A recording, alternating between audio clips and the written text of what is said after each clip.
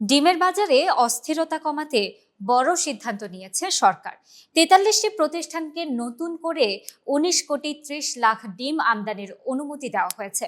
এর আগে গত অক্টোবরেও ডিম আমদানির অনুমতি দেওয়া হয়েছিল, তবে এবার নতুন কিছু শর্ত জুড়ে দেওয়া হয়েছে। বাণিজ্য মন্ত্রণালয়ের সূত্রে জানা গেছে, আমদানির এই সিদ্ধান্ত বাজারে ডিমের সরবরাহ বাড়িয়ে দাম নিয়ন্ত্রণে রাখার উদ্দেশ্যে নেওয়া হয়েছে। বর্তমানে দেশে প্রতিদিন প্রায় ৫ কোটি ডিমের চাহিদা রয়েছে। এর আগে গত অক্টোবর মাসে ১৯টি প্রতিষ্ঠানকে ৮.৫ কোটি ডিম আমদানির অনুমতি দেওয়া হয়েছে। সেই আমদানির মেয়াদ ৩১ ডিসেম্বর পর্যন্ত কার্যকর থাকবে। তবে ডিম আমদানির ক্ষেত্রে বেশ কিছু শর্ত আরোপ করা হয়েছে।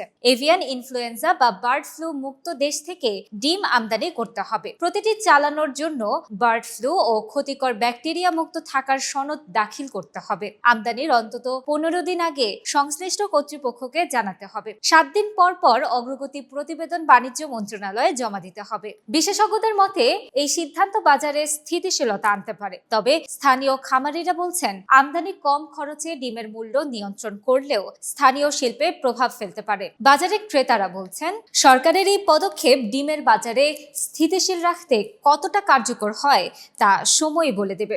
তবে বাজারের দাম কমানোর পাশাপাশি স্থানীয় খামারিদের সুরক্ষায় কী পদক্ষেপ নেওয়া হবে সেটিও গুরুত্বপূর্ণ।